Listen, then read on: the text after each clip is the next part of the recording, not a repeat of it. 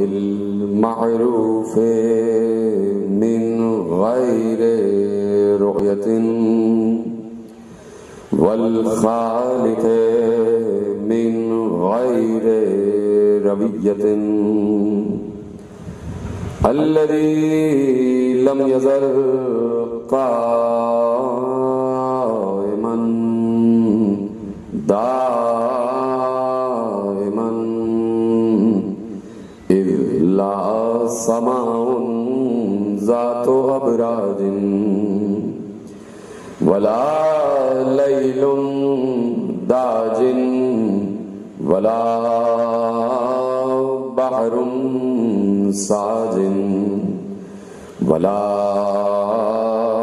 أرض ذات مهاد ولا خلق ذو اعتماد والصلاة والسلام والتحية والإكرام على نبي الرحمة وخازن المغفرة وقائد الخير والبركة ومنقذ العباد من الهلكة سيدنا ومولانا أبي القاسم محمد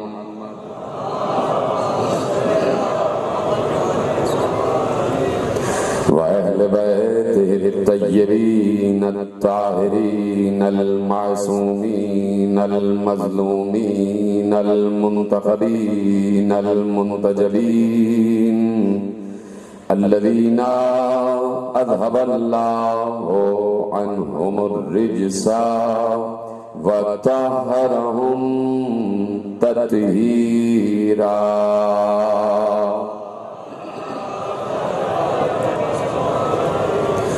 أما بعد فقد قال الله سبحانه وتعالى في محكم كتابه المجيد وفرقانه الحميد وقوله الحق بسم الله الرحمن الرحيم الذين ينفقون في السراء والضراء والكاظمين الغيظ والعافين عن الناس والله يحب المحسنين. صلوات پر محمد و آل محمد. 1443 ہجری کے عشرہ ماہ اذا کی مرکزی امام بارگاہ دھوبی گھاٹ فیصل آباد میں آپ حضرات آج تیسری مجلس میں شریک ہیں. عنوان گفتگو مسلسل آپ کے پیش نگاہ ہے عظمت و اوصاف امام موسی کاظم علیہ السلام.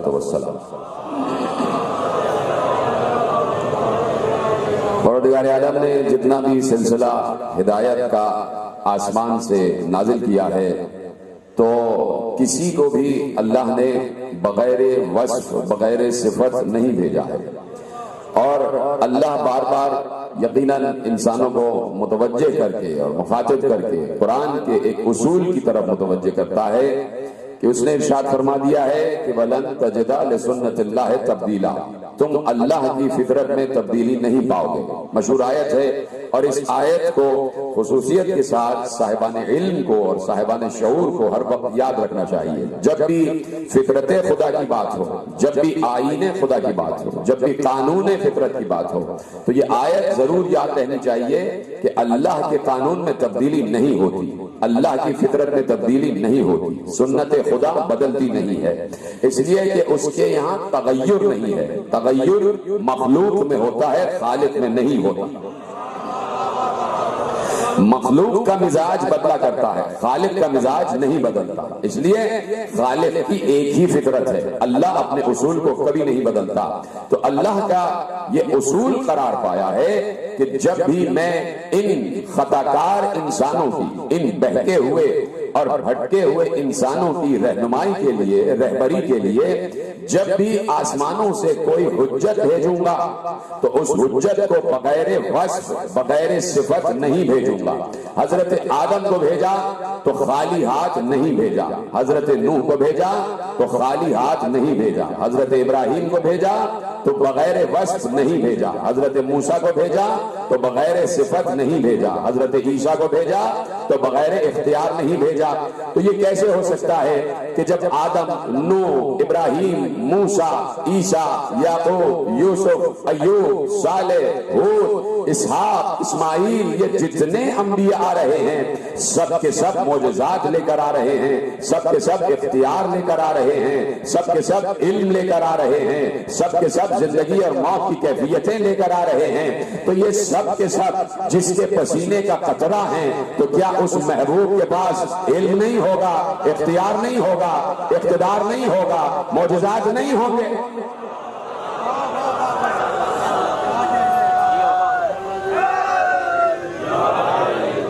توجہ ہے آپ کی یقیناً۔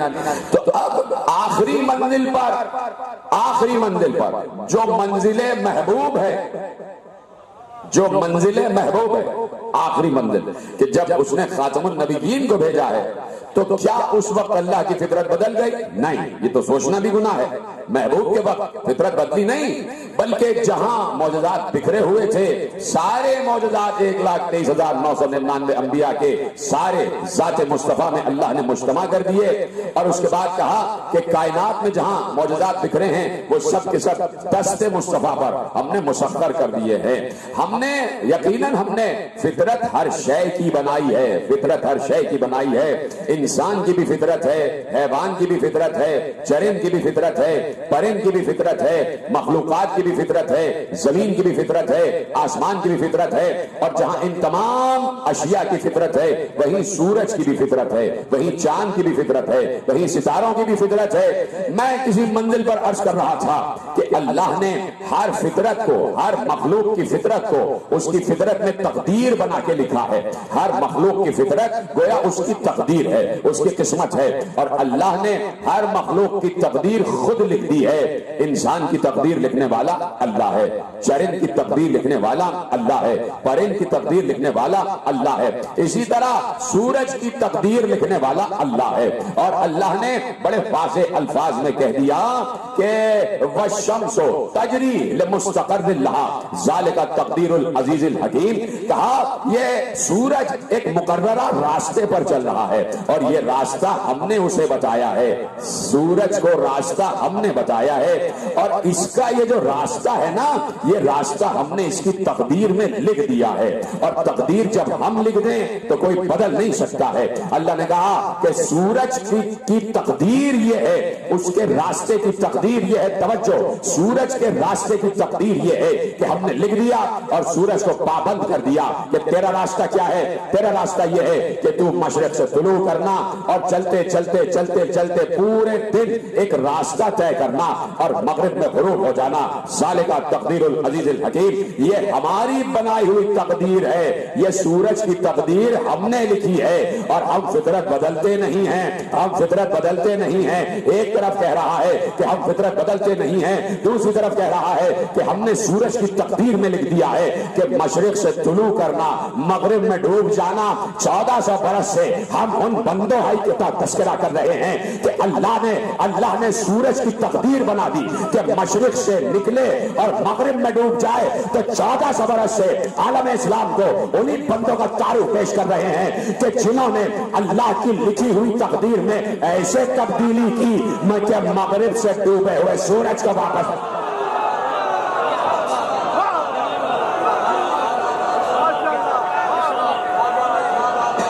توجہ فرمائی آپ نے، انہیں بندگان خدا کا تعارف پیش ہو رہا ہے۔ سلامت رہے، جیسے آپ نے سنا، جیسے آپ نے سنا، یہ آپ کا حق ہے۔ تو اب انہیں بندگان خدا کا تعارف پیش ہو رہا ہے۔ کل میں نے عرض کیا کہ مصطفیٰ یقیناً ہمارے جیسے بشر ہیں، دکھائی دیتے ہیں، ہمارے جیسے دکھائی دیتے۔ کل کا جملہ یاد ہے نا؟ تو میں نے کیا کہا کہ چاند کو تو 2 ٹکڑے ہم نہیں کر سکتے، ڈوبے ہوئے سورج کو تو واپس پلٹا نہیں سکتے، ٹھیک ہے؟ تو اب ان بندگان خدا کا تعارف ہے کہ جہاں اللہ نے، دیکھو یہ بات یاد رہ جائے کہ کہیں عبد و معبود میں ٹکراؤ نہیں ہے. یہ بات واضح کرنا بہت ضروری ہے اس منزل پر کہ کہیں عبد اور معبود میں ٹکراؤ نہیں ہے، کہیں خالق اور مخلوق میں ٹکراؤ نہیں ہے. کہیں یہ نہ سمجھ لینا کہ کوئی دو قوتیں ہیں جو ٹکرا رہی ہیں آپس میں برابر کی. نہیں، اللہ اللہ ہے، مصطفیٰ مصطفیٰ ہے. وہ خلق کرنے والا ہے، یہ خلق ہونے والے ہیں. اگر کہیں انہوں نے سورج کی تقدیر کو بدلا ہے، توجہ، اگر کہیں انہوں نے سورج کی وہ تقدیر کہ جو اس کے راستے کے لیے لکھ دی گئی اسے تبدیل کیا اور ڈوبے ہوئے سورج کو واپس اس کے راستے پر پلٹایا ہے، تو اس وقت تک نہیں کیا ہے جب تک یہ قوت بھی انہیں اللہ نے دی نہیں. جیتے رہیں، سلامت رہیں. یہ آپ ہی کا خاصہ تھا، جیسے توحید کے جملوں پہ آپ بولتے ہیں. یہ قوت، یہ اختیار بھی انہیں اللہ ہی نے دیا. تو جب اللہ تقدیر بدل دینے کا اختیار دے دے تو پھر میں اور آپ کون ہوتے ہیں اعتراض کرنے والے؟ سورج کی تقدیر یہ تھی کہ تجھے مشرق سے طلوع کرنا ہے، مغرب میں ڈوب جانا. لکھ دیا تھا اس کی تقدیر میں. تقدیر کوئی بدل نہیں سکتا، لیکن مصطفیٰ کو اذن دے دیا کہ تم بدل سکتے ہو. سب میرے ساتھ ہے نا؟ پیچھے آدمی تک مصطفیٰ کو اذن اور اختیار دے دیا کہ تم بدل سکتے ہو، تم ڈوبے ہوئے سورج کو واپس پلٹا سکتے ہو. یعنی کہیں نہ کہیں کچھ بندگان خدا ایسے ہیں کہ جنہیں ہر بندوں سے زیادہ استثناء حاصل ہے. مشکل جملہ تو نہیں کہا بھائی. جنہیں بندگان خدا میں اللہ نے استثناء بخشا ہے کہ ہم نے سورج کی تقدیر لکھ دی ہے، مشرق سے نکلے گا مغرب میں ڈوبے گا. مصطفیٰ ہم نے تمہیں اختیار دے دیا ہے تقدیر بدل دینا. تو مصطفیٰ نے تقدیر بدلی یا نہیں؟ پہلے بولو ہاں یا نہیں. مصطفیٰ نے تقدیر بدلی نا، تو راہب کی تقدیر میں بھی ایک نہیں تھا، حسین نے بدلی نا.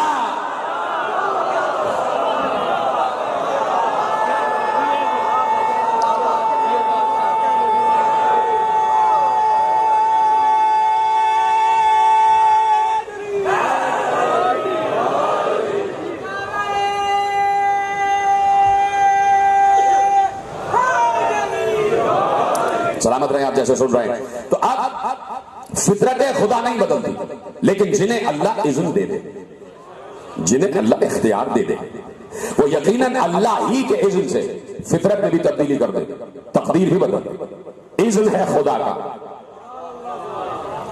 عالم اسلام اس بات کو بھول جاتا ہے کہ ہم بار بار کہتے ہیں کہ اصل چیز ہے اذن خدا. اصل چیز ہے اذن خدا، مرضی خدا.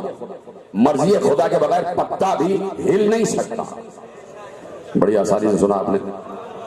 مرضی خدا کے بغیر پتا ہل نہیں سکتا. اللہ خود کہہ رہا ہے، ہمیں معلوم ہے. دنیا میں سورہ انعام کی آیتیں بار بار پیش کر چکا ہوں کہ ہمیں معلوم ہے کہ دنیا میں کہاں کس درخت کا کون سا پتا گرا. جیتے رہے، سلامت رہے آپ.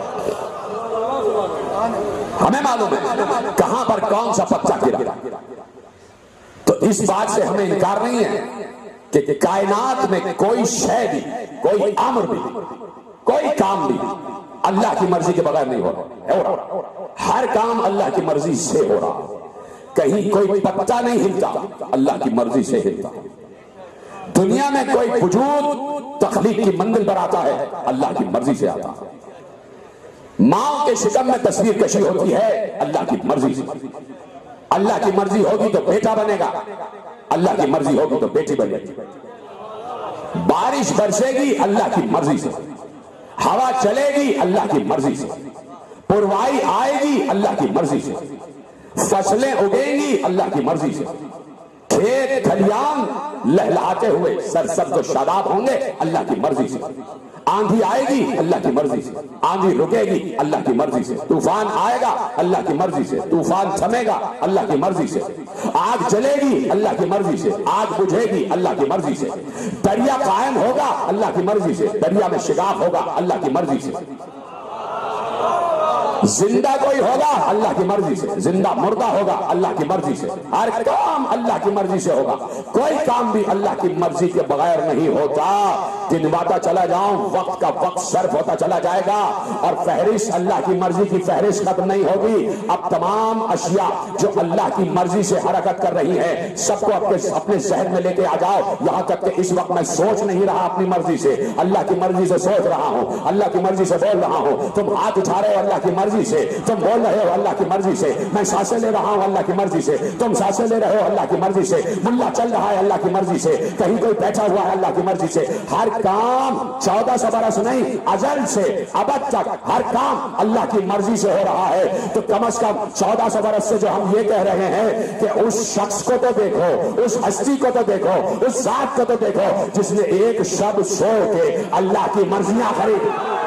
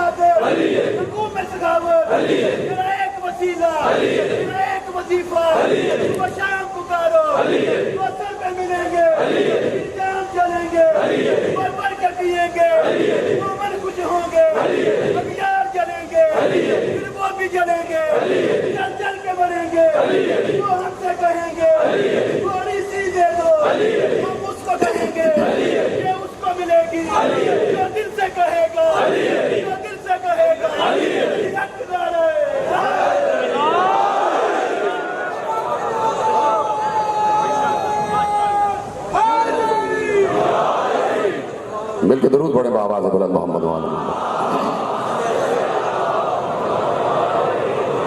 توجہ ہے نا آپ کی کہ کہاں پر اللہ کی مرضیاں کام کر رہی ہیں۔ کوئی کام اللہ کی مرضی سے نہیں ہوتا، کوئی کام اللہ کی مرضی سے نہیں ہوتا، تو اتنا تو کام کرو کہ پتہ تو کرو اللہ کی مرضی ہے کس کے پاس۔ خود اللہ نے کہہ دیا وَمِنَ النَّاسِ مَن يَشْرِي نَفْسَهُ ابْتِغَاءَ مَرْضَاتِ اللَّهِ، انسانوں ہی میں کچھ انسان ایسے ہیں کہ جو اپنا نفس بیچ کر اللہ کی مرضی خریدتے ہیں۔ انسانوں ہی میں ہیں کہ جو اپنا نفس بیچتے ہیں، اللہ کی مرضی خرید لیتے ہیں۔ اب لاکھ سوتے رہو کسی کے بستر پر، مرضی تو بک چکی۔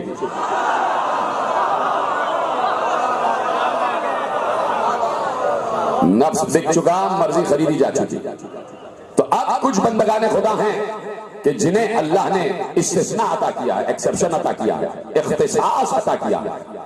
اس لیے کہ اگر اختصاص عطا نہ کیا ہوتا تو سارے کے سارے نبی ہوتے، یہاں بھی ہم سب نبی بنے بیٹھے ہوتے۔ سب نبی نہیں ہیں، 1 ارب 50 کروڑ مسلمان، سب کے سب نبی نہیں ہیں۔ اربوں خربوں کی آبادی میں 1,24,000 ہیں کہ جو نبی بنے۔ اس کا مطلب ہے خربوں کی آبادی میں صرف 1,24,000 کو اس قابل جانا گیا کہ اللہ ان سے بات کرے، اور انہیں استثناء دیا گیا، انہیں اختصاص دیا گیا، انہیں استفائیت کی منزل پر بلند کیا گیا۔ تو کسی کو بھی جسے استثناء دیا، کسی کو بھی خالی ہاتھ نہیں بھیجا۔ آدم کو علم دے کر بھیجا، نوح کو نگاہ دے کر بھیجا، کشتی نجات دے کر بھیجا، ابراہیم کو ملکوت کا اختیار دے دیا۔ آگ گلزار ہو گئی ابراہیم کے لیے، لاؤ کسی کے لیے آگ گلزار کر کے تو دکھا۔ ابراہیم کے لیے ہوئی، اور ابراہیم کے لیے آگ اس لیے گلزار ہوئی کہ ان من شیعتہ لابراہیم۔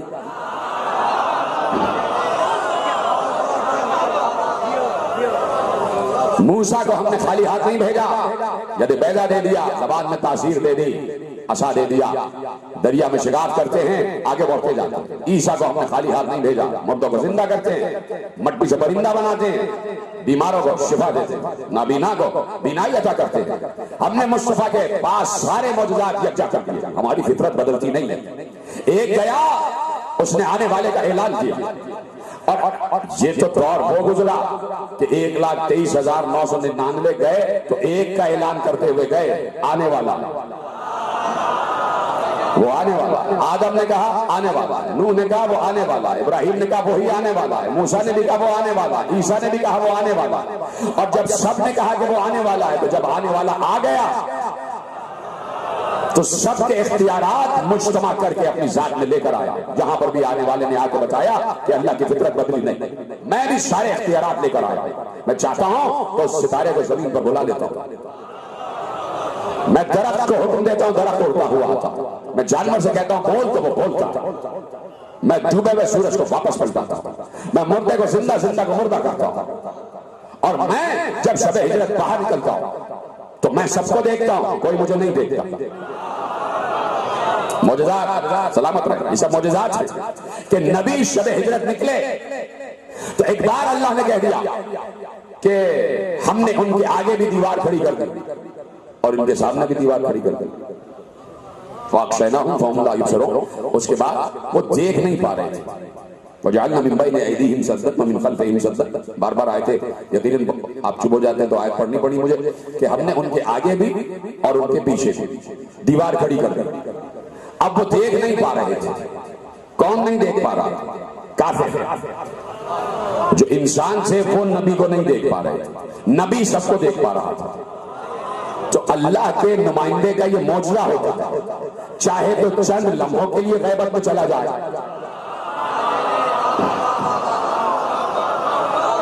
بڑی دیر میں آپ میرے ساتھ آئے، یہ فطرت خدا ہے کہ اللہ کا نمائندہ اختیار رکھتا ہے، چاہے تو اپنے کو چھپا لے، چاہے تو کسی بھی شے کو چھپا لے۔ تو اللہ کی فطرت بدلتی نہیں ہے، فطرت خدا یہ ہے کہ اس نے جب بھی کسی نبی کو بھیجا ہے اختیار دے کے بھیجا۔ عیسیٰ کو یہ اختیار دے دیا کہ عیسیٰ جیسے ہی کہوارے میں آئے فوراً بولنا شروع کیا، انی عبداللہ آتانی الکتاب وجعلنی نبیا، میں اللہ کا بندہ ہوں، مجھے کتاب دی گئی ہے اور مجھے اللہ نے نبی بنایا۔ گہوارے میں آتے ہی عیسیٰ بولے، گہوارے میں آتے ہی عیسیٰ بولے۔ کہیں کسی بھولی بھٹکی روایت میں، میرا اپنا ہی جملہ آپ کے حوالے کرتا ہوں، مجھے یہ دکھایا جائے کہ جب کوئی انسان مسلمان قبر میں جاتا ہے تو اس سے یہ پوچھا جائے بتاؤ وہ عیسیٰ کا گہوارے والا جملہ کیا تھا؟ عیسیٰ کا قصہ سناؤ، عیسیٰ نے گہوارے میں کیا کہا تھا؟ عیسیٰ جھولے میں بولے تھے تو سناؤ کیا بولے تھے؟ کہیں نہیں لکھا کہ قبر میں یہ سوال ہوگا، کہیں نہیں لکھا کہ حشر میں یہ سوال ہوگا کہ عیسیٰ کا قصہ سناؤ۔ تو یہ عیسیٰ کا قصہ رکھا کیوں ہے؟ تو یہ قصہ عیسیٰ کہ عیسیٰ جھولے میں بولے، عیسیٰ جھولے میں بولے، قصہ رکھا کیوں ہے؟ نہ قبر میں سوال، نہ حشر میں سوال، نہ میزان پر سوال، نہ آخرت میں سوال، کہیں پر بھی سوال نہیں، نہ برزخ میں سوال۔ پھر یہ توجہ، پھر یہ قصہ عیسیٰ رکھا کیوں ہے؟ یا اللہ کیوں رکھ دیا تم نے؟ صرف تلاوت کے لیے رکھا ہے تو اور بھی بہت سے قصے رکھ سکتا تھا جو تو نے قرآن میں بیان نہیں کیے ہیں، ان میں سے کوئی رکھ دیتا وہ بیان ہو جاتے۔ یہ قصہ عیسیٰ رکھا کیوں ہے؟ کہ تم اگر یہ بات سمجھ جاتے تو تم ہی وارث نہ ہو جاتے قرآن کے۔ ہم نے تو حکمت کے تحت رکھا ہے یہ قصہ، ہم نے دلیل پہلے رکھ دی ہے، دعویٰ بعد میں ہوگا۔ آؤ ہم تمہیں بتاتے ہیں کہ ہماری فطرت یہ ہے کہ ہم اپنے جس نمائندے کو چاہیں وہ جھولے میں بھی بولا کرتا ہے۔ تمہارا بچہ تو 3 سال کا بھی ہو تو بڑی مشکل سے بولتا ہے، ہمارا جب بھیجا جاتا ہے تو جھولے میں 1 لمحے کا بھی ہو تو وہ بولا کرتا ہے اور بول کر بتاتا ہے کہ میں وہاں سے آیا ہوں، میں وہاں سے آیا ہوں، میں وہاں سے آیا ہوا ہوں۔ نہیں، جملہ بدل دیتا ہوں، بول کے بتاتا ہے کہ میں اس کا بنایا ہوا ہوں، تمہارا بنایا ہوا نہیں ہوں۔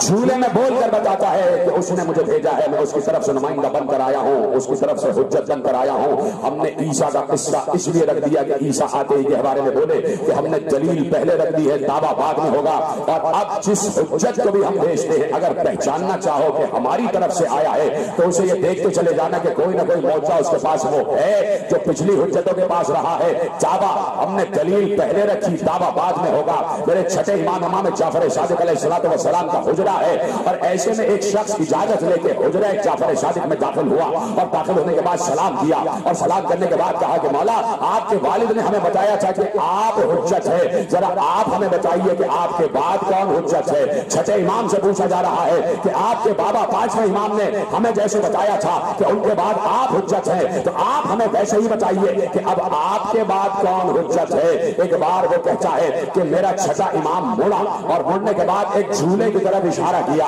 کہا جاؤ جھولے میں تمہارا آنے والا امام سو رہا ہے۔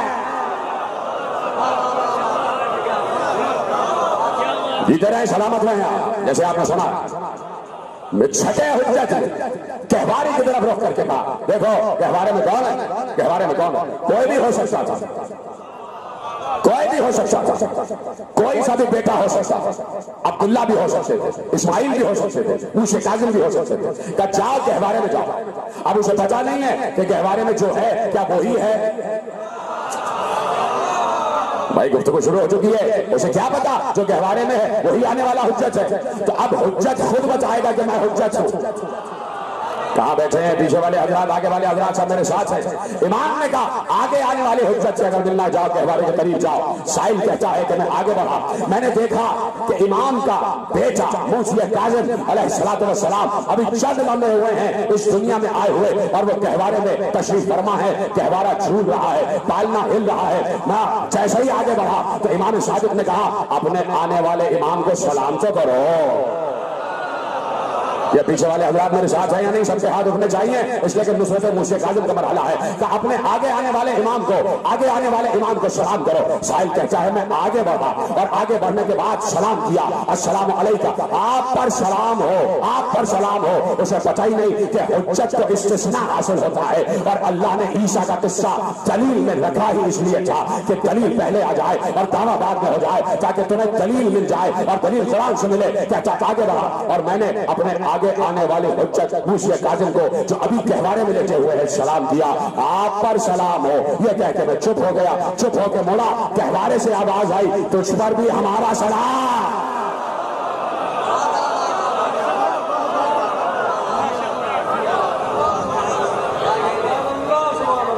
جیتے رہے جیسے آپ نے سنائی تھے۔ موضوع مولا کا ہے نا، جانتے ہیں نا موضوع کیا؟ عظمت و اوصاف امام موسیٰ کاظم علیہ السلام۔ آواز آئی اس پر سلام ہو، رک جاؤ، آگے مت بڑھنا۔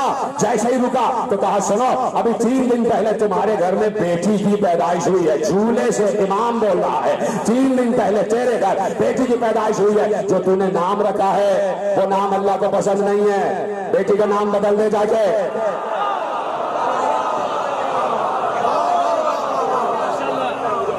صلوات پڑھیں محمد وعلی محمد۔ میری طرف دیکھتے رہے، میری طرف دیکھتے رہے، توجہ ہے آپ کی۔ شروع ہو رہی ہے کہانی، شروع ہو رہا ہے قصہ، زندگانی موسیٰ کاظم شروع ہو رہی ہے۔ دنیا میں آیا ہے تو فخر عیسیٰ بن کر آیا ہے، دنیا میں آیا ہے تو فخر عیسیٰ بن کر آیا ہے۔ میرا دل کہتا ہے کہ چاہتے تو جھولے میں یہ بھی کہہ دیتے انی عبداللہ، میں اللہ کا بندہ ہوں، اللہ نے مجھے معجزات دیے ہیں اور مجھے امام بنایا ہے، وجعلنی اماما، مجھے امام بنایا ہے۔ چاہتے تو یہ بولتے، لیکن بول کے بتایا کہ فخر عیسیٰ، اور بول کے یہ بھی بتایا کہ اب یقین آ گیا۔ جملہ ضائع نہیں ہونا چاہیے۔ گہوارے میں موسیٰ کاظم علیہ السلام نے بول کے یہ بتایا اب یقین آ گیا کہ اللہ کی فطرت بدلتی نہیں ہے۔ بھائی جس نے سمجھا ہے اس کو میرا سلام۔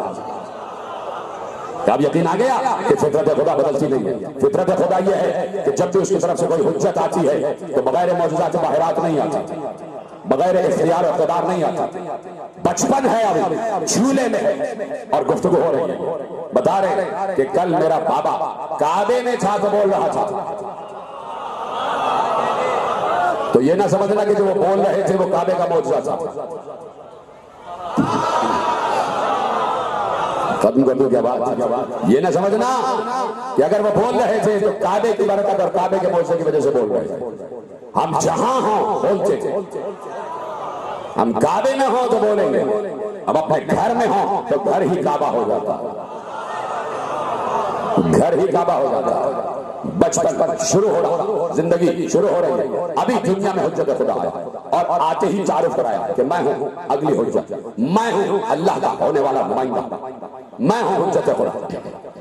اور پھر پوری دنیا نے دیکھا کہ صرف ایک منٹ دینا چاہتا ہوں کہ جب آپ ان حالات کا مطالعہ کریں گے جو تاریخ اور تحقیق کے طالبان علم, ان سے گزارش ہے ومن خلفہم صدق. پس وہ کچھ دیکھ نہیں پا رہے تھے. توجہ ہے, سننا چاہتے ہیں, میرے ساتھ ہیں, جیسے بول رہے تھے ویسے بولتے رہیے گا تاکہ میری حوصلہ افزائی ہوتی رہے, مجھے قوت ملتی رہے. جب آپ بولتے ہیں تو مجھ میں قوت آتی ہے, جب آپ چپ ہو جاتے ہیں میری قوت ختم ہو جاتی ہے.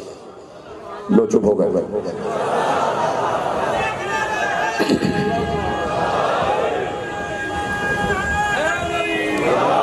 سلامت رہیں آپ. مسلسل آپ کے لیے میں دعا رہتا ہوں. توجہ ہے, ہم نے آگے بھی پیچھے بھی دیوار کھڑی کر دی اور پردہ پڑ گیا ان کی آنکھوں کو. دیکھ نہیں پا رہے. کس کا معجزہ تھا؟ نبی کا معجزہ, رسول کا معجزہ. کس نے عطا کیا؟ اللہ نے. کیوں عطا کیا؟ اس لیے کہ نمائندہ, اس لیے کہ حجت, اس لیے کہ اس کا بھیجا ہوا. جب حجت ہو, نمائندہ ہو اور اس کا بھیجا ہوا ہو تو اللہ اختیار بھی دے دیتا, ہر شے پر اختیار دے دیتا. سب نبی سب کو دیکھ پا رہے تھے, نبی کو کوئی نہیں دیکھ پا رہا تھا. اور نبی سامنے سے چلتے چلے گئے اور پہنچ گئے جہاں پہنچنا تھا. لکھا یہ ہے کہ زندان ہے, قید خانہ ہے, وہاں پر 2 باپ بیٹے بھی قید تھے. ہارون کا قید خانہ, 2 باپ بیٹے بھی قید. کہا کہ اتنی مشکل سے ہماری زندگی گزر رہی تھی کہ فاقے ہوتے تھے. کبھی کھانا آ گیا تو آ گیا, کبھی پانی کے 2 قطرے آ گئے تو آ گئے. کہ ایسے میں ایک قیدی آیا. فضائل پڑھ رہا ہوں, فضائل دیکھو کیسے فضائل پڑھ رہا ہوں. ایسے میں ایک قیدی لایا گیا, اور جب وہ قیدی آیا تو ہم نے جیسے ہی وہ آیا ہم نے اسے سوائے عبادت کے کچھ اور کرتے ہوئے نہیں دیکھا. وہ سجدے میں ہے, رکوع میں ہے, قیام میں ہے, تسبیح پڑھ رہا ہے, طویل سجدے کر رہا ہے. ایک بار جیسے ہی اس نے پہلی نماز ختم کی, ہم نے پوچھا کون؟ کہا موسی قاضر. کہا موسی قاضر. کہ جیسے ہی نماز ختم ہوئی اللہ نے معجزے سے اس قید خانے میں پانی کا چشمہ جاری کیا. ایسے سنیں گے تو ختم کر دیتا ہوں بات. اسی کی طرف تو اشارہ کرنا ہے, اسی لیے تو موضوع رکھا ہے کہ گستاخوں کو بتایا جائے کہ یہ اپنے دور کا محمد ہے. جب اس طرح کے نقطے دو تو سب بولتے ہیں, جب موضوع پڑھ رہا ہوں تو سب چھپ. بولنا تو ان پر ہے نا.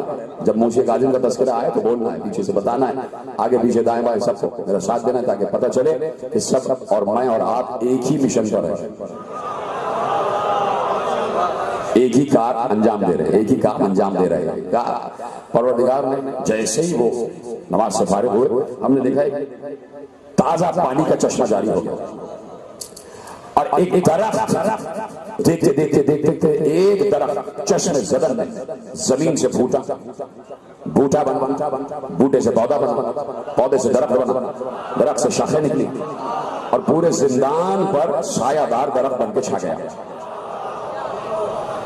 زندان پر سایہ دار درخت بن کے چھا گیا. نیچے پانی بھی آ رہا تھا, تازہ تازہ پانی, اور سایہ بھی آ رہا تھا. اس قیدی کے برکت اور صدقے سے ہم نے جی بھر کے پانی بھی پیا. جیتے رہے ہیں, ایسے ہی سننا ہے. ہم نے پیٹ بھر کے کھانا بھی کھایا اور درخت کے سائے میں عبادتیں بھی شروع کر دی. لیکن کمال یہ تھا, اب ہے آپ کا امتحان. وہ دونوں باپ بیٹا قیدی کہتے ہیں کمال یہ تھا, پانی بہ رہا تھا, درخت اگا ہوا تھا. جب بھی ہارون کا کوئی سپاہی قید خانے میں آتا نہ اسے پانی نظر آتا تھا نہ درخت نظر آتا تھا.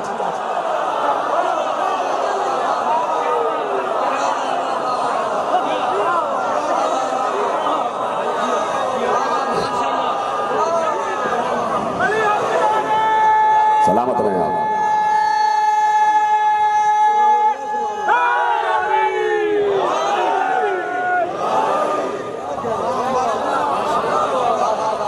کو سلامت رکھے، باب الحوائج کے صدقے میں آپ کی ہر مراد پوری ہو، جیسے آپ نے میرے ساتھ میں امام کا تذکرہ سنا، خدا آپ کو کوئی غم نہ دے سوا غم حسین، باب الحوائج آپ کے ضامن ہو جائیں، یہی حق ہے۔ باب الحوائج ہے نا، ساتواں امام باب الحوائج ہے، تو جو حاجتوں کا دروازہ ہے تم اپنی طرف سے بولتے بولتے دل میں جو بھی تمنا ہو ان کے حوالے کرتے رہنا اور بتاتے رہنا کہ ہم آپ کی نصرت کے لیے یہاں بیٹھے ہوئے ہیں، ہم آپ کی نصرت کے لیے بیٹھے ہوئے ہیں۔ تو اب صرف ایک جس نے بھی دیکھا ہے، چشم بشر نے جس امام کو بھی دیکھا ہے، جس وقت دیکھا ہے، ہر وقت تسبیح خدا میں مشغول ہوا، تسبیح خدا میں مشغول ہوا، نماز پڑھ رہا ہے، روزہ رکھ رہا ہے، دنیا کو بتا رہے ہیں کہ اصل چیز ہے عبادت خدا، اصل چیز ہے عبادت خدا۔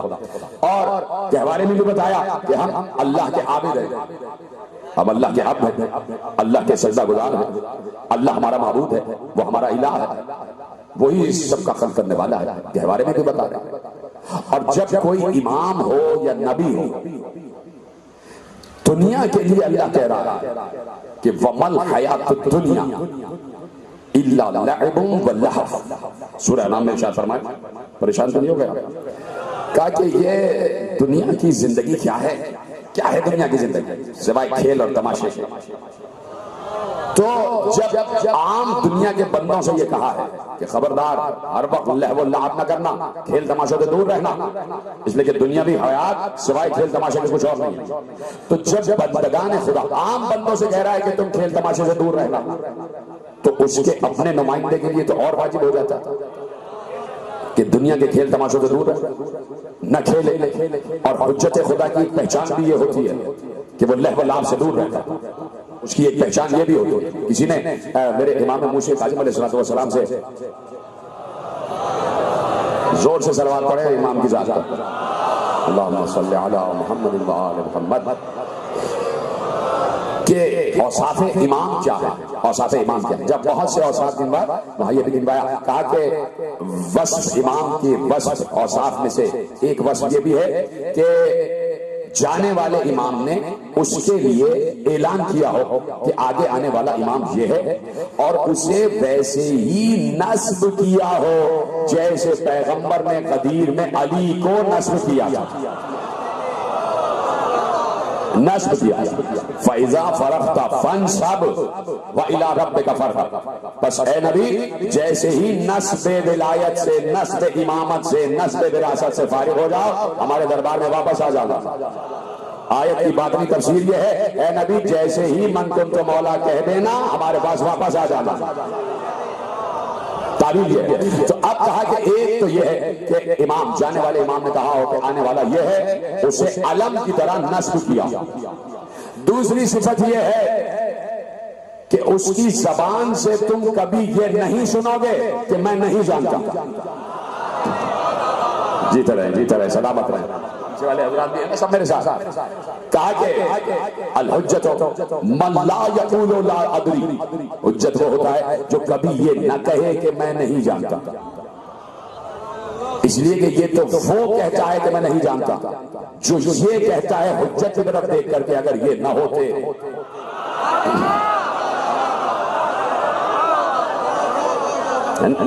یہ تو عام انسان کہتا ہے کہ بھئی اگر یہ نہ ہوتے تو ہم ہلاک ہو جاتے، تو انہوں نے تو 70 مرتبہ امت کو اشارہ کر کے بتایا یہ ہے حجت۔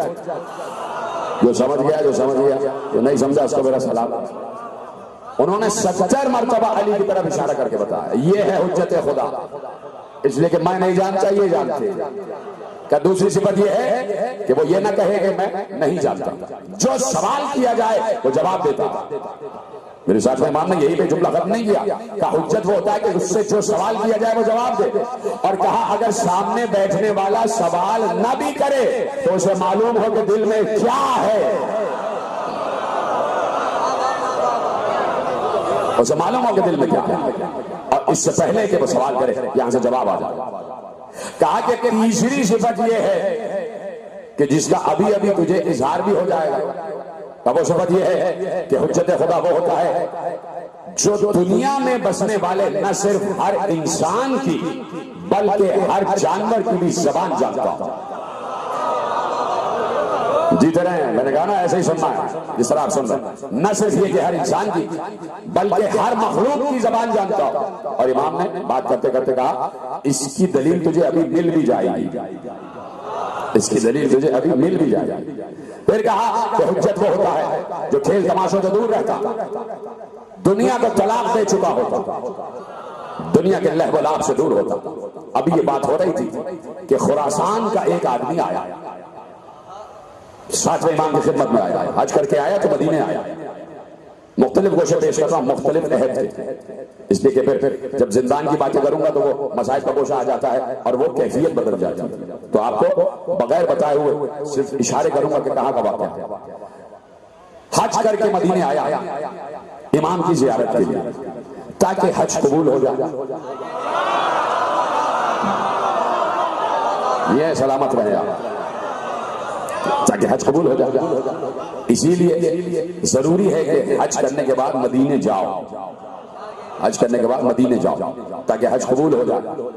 وہ پہنچا، فرزند رسول کی خدمت میں پہنچا، ابھی مولا اپنے چاہنے والے سے اوصاف امامت بیان کر رہے تھے، نقل الباب ہوا، غلام نے بتایا ایک شخص خراسان سے آیا، خراسان سمجھتے ہیں نا خراسان کہاں پر ہے، اور آپ سے اذن باریابی چاہتا تھا کہ بلا لو، آیا 10 بوسی کی، قدم بوسی کی، بیٹھ گیا۔ اس نے امام سے عربی میں بات کی، عربی میں سوال جواب، اس نے عربی میں کوئی سوال کیا، امام نے اسے فارسی میں جواب دیا، امام نے اسے فارسی میں جواب دیا، اس لیے کہ ہے خراسان کا رہنے والا، اس کی مادری زبان فارسی ہے، لیکن چونکہ امام کی معرفت کم تھی اس لیے امام سے ان کی زبان میں بات کر رہا تھا، اندر سے سوچ رہا ہوگا میری زبان ان کو کہاں آتی ہوگی، سوال اس نے عربی میں کیا، امام نے مسکراتے ہوئے فارسی میں جواب دیا، ایک بار اس کی آنکھیں چکا چوند ہو گئی، لرز کر کہنے لگا کہ مجھے معلوم نہیں تھا کہ آپ کو فارسی بھی آتی ہے، نہیں تو میں آپ سے فارسی میں بات کرتا تھا، اگر مجھے فارسی نہ آتی ہوتی تو تجھ میں اور مجھ میں فرق کیا رہ جاتا۔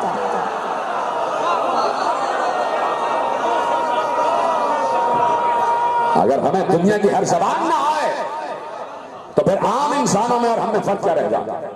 توجہ ہے، کہیں جانا تو نہیں نا آپ کو، میرے ساتھ ہے کیا؟ پھر ہم میں اور عام انسانوں میں فرق کیا رہ جاتا، دنیا کے لہو و لعب سے دور ہو۔ تو اب یہ صرف امام نے نہیں، ساتھ امام نے نہیں، ہر امام نے بتایا، ہر امام نے بتایا کہ اگر پہچاننا چاہتے ہو تو ہر سوال کا جواب دیتا ہے، اللہ کی طرف سے اس کے لیے نص سند قائم ہوتی ہے، ہر زبان جانتا ہے، پرندوں کی زبان جانتا ہے، ہر شے پر اس کا اختیار ہوتا ہے، مفترض الطاعت ہوتا ہے، جیسے آگے دیکھتا ہے ویسے پیچھے دیکھتا ہے، سو رہا ہوتا ہے پھر بھی جاگ رہا ہوتا ہے، سو رہا ہوتا ہے پھر بھی جاگ رہا ہوتا ہے، اس کے جسم پر مکھی نہیں بیٹھتی، اس لیے کہ مکھی نجاست سے اٹھ کے آتی ہے، یہ طہارت والے ہیں۔ توجہ ہے، اوصاف امامت بیان کیے، ہر امام نے بیان کیے۔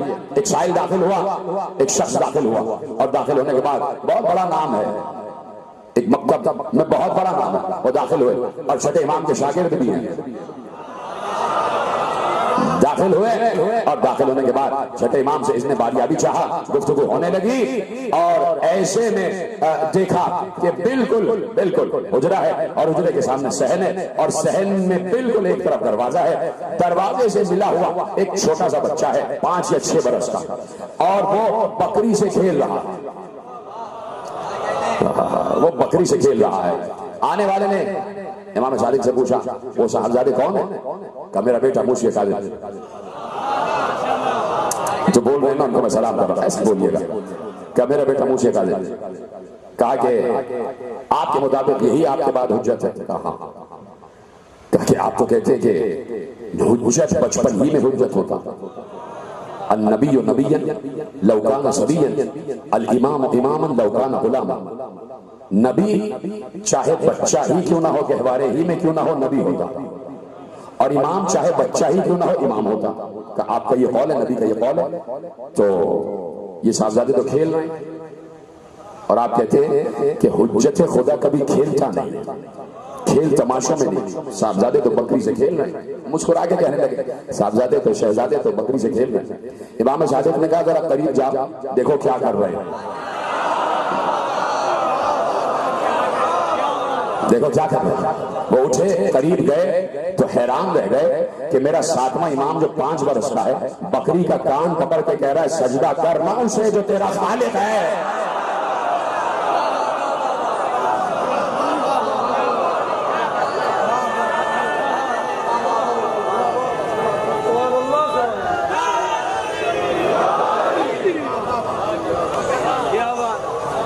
پہنچ رہے نا موضوع آپ تک؟ خوش ہے نا آپ ان باتوں سے؟ گواہی دیں گے نا کہ نصرت ہو رہی ہے کہ نہیں؟ پہنچ رہے نا جملے؟ بات آگے بڑھ رہی ہے اور یقیناً آگے بڑھانا چاہتا بھی ہو تاکہ کہیں اور بات آگے نہ بڑھ جائے. ان باتوں کو روکنے کے لیے یہ باتیں بہت ضروری ہے. فضائل بیان کرنا بہت ضروری ہے تاکہ لوگوں کے چہرے بھی روشن ہو جائیں, لوگوں کے دماغ بھی روشن ہو جائیں, دماغ کی گرہیں بھی کھل جائیں. کچھ لوگوں کے ذہنوں کو, دلوں کو بند کیا گیا اس دروازے تک آنے کے لیے, تو وہ ذہن اور وہ گرہیں کھولنا.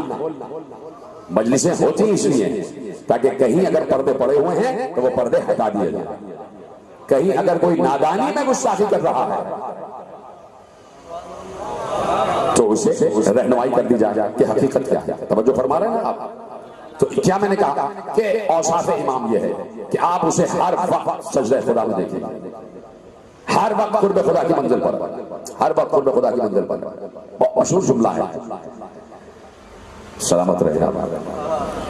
میں اس لیے چپ ہوتا ہوں نا, یہ اتنے کیمرے لگے ہوئے نا تو اس وقت لاکھوں لوگ دیکھ رہے ہیں, یعنی بلا مبالغہ کہہ رہا ہوں لاکھوں لوگ فیصل آباد کی تقریر اس وقت دیکھ رہے ہیں.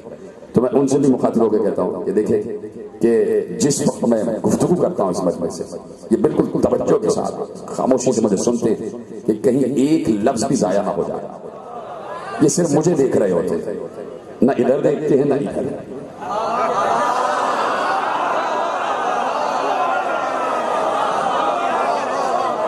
معلوم ہی نہیں کہ اگر ادھر ادھر دیکھا تو کوئی بات ضائع نہ ہو جائے, کوئی جملہ محو نہ ہو جائے.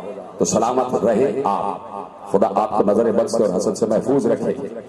تو ہر وقت عبادت خدا میں, اور یہ نہیں کہ عبادت کو عادت سمجھ کے کر رہے, معرفت کے ساتھ خدا کی عبادت ہوتی ہے, معرفت کے ساتھ خدا کی عبادت ہوتی ہے. مثلا بہت مشہور جملہ ہے, اہل تسنن علماء نے بھی لکھا, اہل تشیع علماء نے بھی لکھا ہے. کیا لکھا ہے؟ میں پہلا جملہ کہوں گا, آپ تک لفظ پہنچ جائیں گے کہ کسی نے پیغمبر سے پوچھا کہ یا رسول اللہ, اکثر ہم نماز میں کھڑے ہوتے ہیں تو جو آپ کہتے ہیں کہ خضوع اور خشوع کے ساتھ نماز پڑھو, تو خضوع اور خشوع قائم نہیں رہتا. یا رسول اللہ کیا کریں؟ دنیا بھر کی باتیں نماز کے وقت ذہن میں آ جاتی ہیں. کوئی چیز کہیں رکھ کے بھول گئے, نماز کے وقت ہی ذہن میں آ جاتی ہے, اچھا وہاں رکھی ہوئی. کہیں ہمیں جنگ پر جانا ہے تو نماز کے وقت ہی جنگ کی پلاننگ کر لیتے. یا رسول اللہ خضوع اور خشوع قائم نہیں ہو پاتا, کیا کریں؟ سنی شیعہ دونوں میں روایت مشترک ہے. پیغمبر نے کہا جس وقت مصلی عبادت پر آ جاؤ, ہم تمہیں بتاتے ہیں خضوع و خشوع کیسے قائم ہوتا ہے. جس وقت مصلی عبادت پر آ جاؤ, جس وقت مصلی عبادت پر آ جاؤ تو تم یہ تصور کرو کہ تم اللہ کو دیکھ رہے ہو. اللہ جب مصلی عبادت پر آؤ تو یہ تصور کرو کہ تم اللہ کو دیکھ رہے ہو. اور اب وہ رسول جو یہ جملہ کہہ رہا ہے وہ رسول رحمت ہے. اس رسول کو معلوم ہے کہ یہ مرتے مر جائیں گے, کبھی ان کے ذہن میں یہ تصور آ ہی نہیں سکتا کہ یہ اللہ کو دیکھ رہے ہیں. تو رسول رحمت میں دوسرا طریقہ بتایا اور کہا کہ اگر یہ تصور نہ کر سکو کہ تم اللہ کو دیکھ رہے ہو تو یہ تو یقین کرو کہ وہ تو تمہیں دیکھ رہا ہے, وہ تو تمہیں دیکھ رہا ہے. ٹھیک ہے, تو جب عام انسان سے کہہ رہے ہیں کہ دو تصور رکھنا کہ تم اسے دیکھ رہے ہو اور وہ تمہیں دیکھ رہا ہے, تو پہلے تو خود اس منزل پر ہوں گے نا کہ اسے دیکھ بھی رہے ہوں گے اور یہ یقین بھی ہوگا کہ وہ بھی دیکھ رہا ہے. تو کسی بھی حجت کی نماز بغیر اخلاص, بغیر خضوع, بغیر خشوع نہیں ہوتی. اس لیے ہم کہتے ہیں کہ پاؤں سے تیر نکل بھی جاتا ہے اور خبر بھی نہیں ہوتی, اس لیے کہ حجت نماز پڑھتے وقت یہاں نہیں ہوتا. بولے نا میرے ساتھ, یہاں نہیں ہوتا. بظاہر مسلح پہ دکھائی دے رہا ہوتا ہے، فرش زمین پر دکھائی دے رہا ہوتا ہے، لیکن جس میں حجت خدا کی عبادت میں ہوتا ہے تو وہ دربار خدا میں ہوتا ہے۔ اسی لیے سائل نے 3 بار کہا، ہے کوئی جو مجھے کھانا دے دے، ہے کوئی جو مجھے پانی دے دے، ہے کوئی جو میرے بچوں کے لیے فاقے کا انتظام کر دے۔ 3 بار کہا، ہے کوئی، ہے کوئی، ہے کوئی۔ کسی نے پلٹ کے نہیں کہا، حالانکہ اللہ کے گھر میں کہہ رہا تھا، اللہ کے گھر میں، اللہ کے گھر میں آ کے کہہ رہا، اور اللہ کے گھر میں اللہ کے بندے بیٹھے ہوئے ہیں، کوئی نماز پڑھ رہا، کوئی قرآن پڑھ رہا، کوئی باتیں کر رہا ہے، کوئی تسبیح پڑھ رہا، اور سائل ہے کوئی جو مجھ بھوکے کو کھانا کھلا، ہے کوئی جو مجھ بے لباس کو لباس دے، ہے کوئی جو میرے فاقے کا انتظام کرے۔ 3 بار کسی نے پلٹ کے کچھ نہیں دیا۔ ایک بار اس نے وہی کھڑے کھڑے کہا، پروردگار تو گواہ رہنا، تیرے گھر میں مانگ رہا ہوں اور کوئی مجھے نہیں دے رہا۔ اس وقت علی بھی نماز پڑھ رہے تھے۔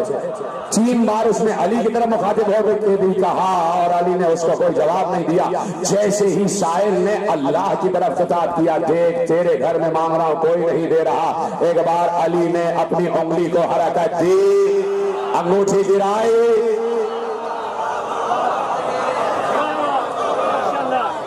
تو اب بتانے والے نے بتایا کہ علی نے 3 بار اس لیے جواب نہیں دیا کہ سائل یہاں پر بات کر رہا تھا اور علی نماز کے وقت یہاں ہوتے نہیں، جب وہاں بات پہنچی ہے جہاں علی تھے۔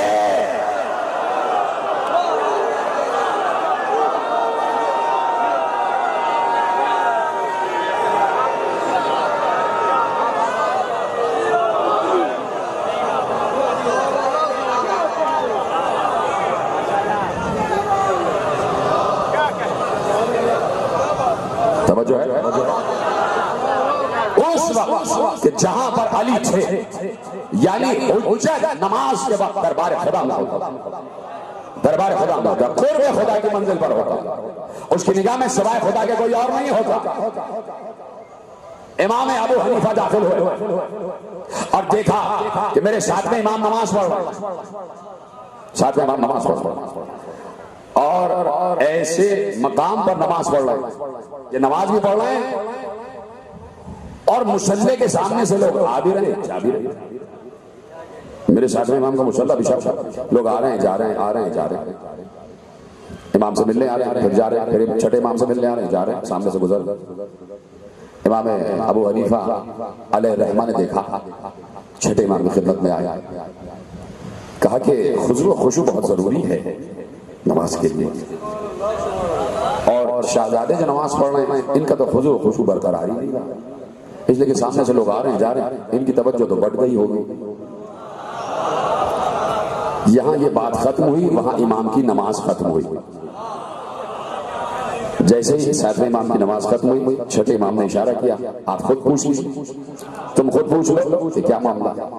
امام ابو حنیفہ نے ساتویں امام سے کھڑے ہو کر کہا، آپ کا تو خضوع و خشوع برقرار ہی نہیں رہا، سامنے سے لوگ گزر رہے تھے، آ رہے تھے، جا رہے تھے، کہ آپ کیسے کہہ سکتے ہیں کہ خضوع و خشوع برقرار نہیں رہا؟ بات یہ ہے کہ میرے اور اللہ کے درمیان اس وقت سوائے میرے اور اس کے کوئی نہیں ہوتا، اس لیے کہ نماز کے وقت ہم یہاں نہیں ہوتے، وہاں ہوتے ہیں۔ میرا اور اللہ کا قرب اتنا ہے، چاہے کوئی آئے یا جائے، ہمارا قرب خدا ختم نہیں ہوتا، اس لیے کہ ہماری توجہ مسلسل پروردگار کی طرف رہتی ہے۔ جب ہم اس کی نماز پڑھتے ہیں تو اس کے ہی ہو جاتے ہیں، اس کے ہی ہو جاتے ہیں۔ جب ہم اس کی عبادت کرتے ہیں تو ہماری نگاہ میں سوائے اس کے کوئی اور نہیں ہوتا۔ پھر اس کے بعد چاہے ہمارا گھر جل ہی کیوں نہ رہا، پھر اس کے بعد چاہے ہمارا بیٹا کنویں ہی میں کیوں نہ گر گیا ہو، لیکن ہمارا خضوع اور ہمارا خشوع ختم نہیں ہوتا، اس لیے کہ ہمارا ایک ایک لمحہ ان الصلاۃ والنسک ومحیای ومماتی للہ رب العالمین، ہماری نماز، ہماری عبادت، ہماری پوری حیات عالمین کے پروردگار کے لیے۔ تو ہر امام ہر دور میں اپنی پوری زندگی وقف کیے ہوئے ہوتا ہے اللہ کی راہ میں، یعنی اس کا چلنا پھرنا اٹھنا بیٹھنا سب پروردگار کی راہ میں ہوتا ہے۔ پھر پرواہ نہیں ہوتی کہ گردن ایک ضرب سے کٹے یا 13 ضربوں سے کٹ جائے، پروردگار نگاہ میں ہوتا ہے، نگاہ میں پروردگار ہوتا ہے۔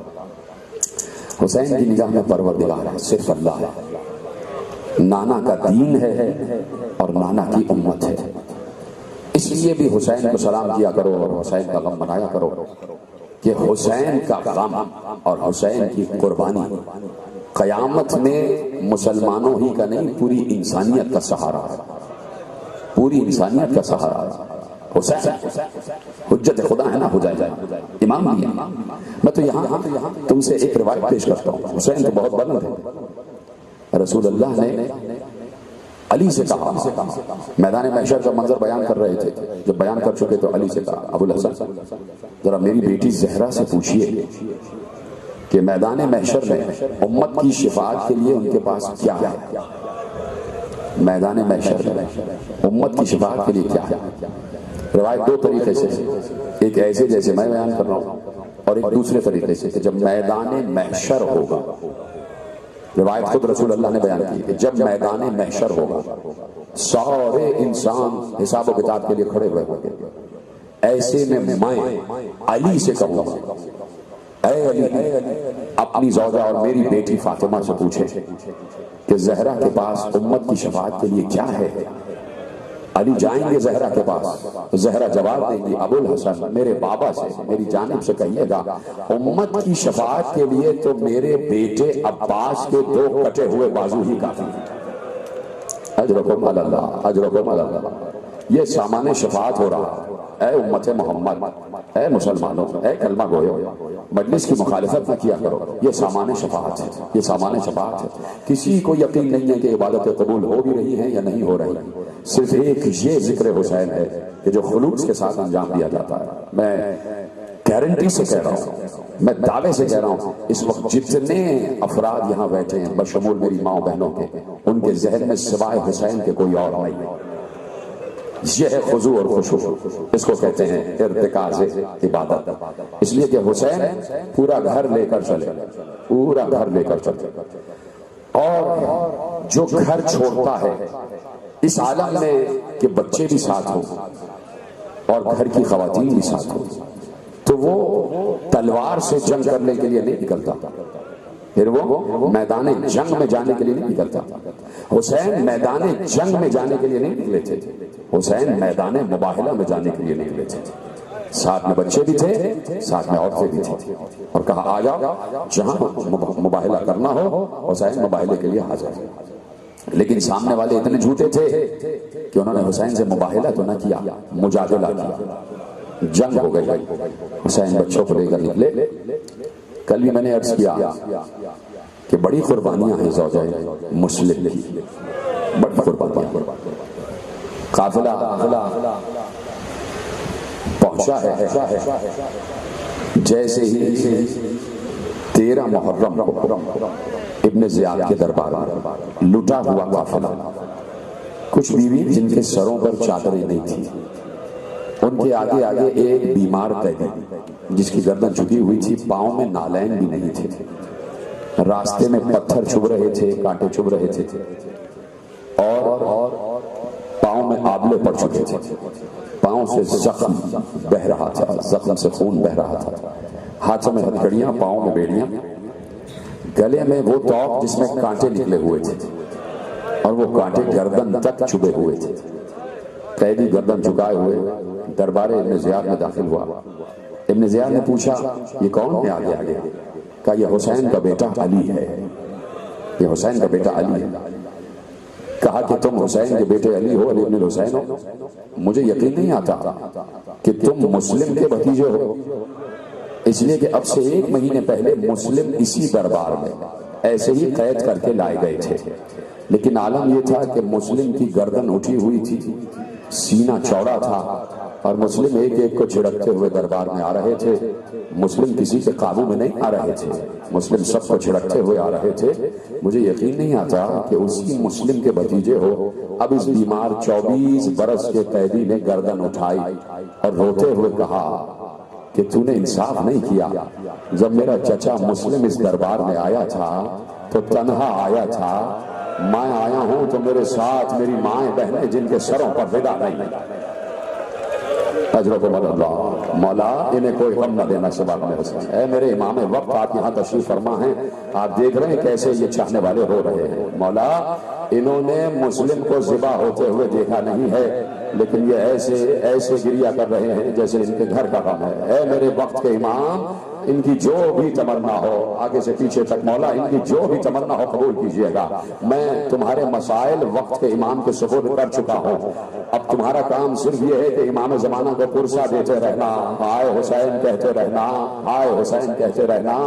ختم ہو رہی ہے بات، آہستہ آہستہ آگے بڑھ رہا ہوں۔ حسین منزل زبالہ پر تھے، خیام لگے ہوئے تھے، حسین ایک کرسی پر تشریف فرما تھے، باتیں ہو رہی تھیں، منصوبہ ہو رہا تھا کہ کس طرح کربلا کو سر کرنا ہے اور کیسے ہمیں مشیت الہی کو پر کرنا ہے، کہ ایسے میں اچانک حسین کھڑے ہوئے اور کھڑے ہو کے کوفے کی طرف رخ کر کہا وعلیک السلام یا اخی مسلم، اے میرے بھائی مسلم تجھ پر بھی حسین کا سلام۔ عباس برابر میں کھڑے ہوئے تھے، جیسے ہی مسلم کا نام سنا اپنے بہنوں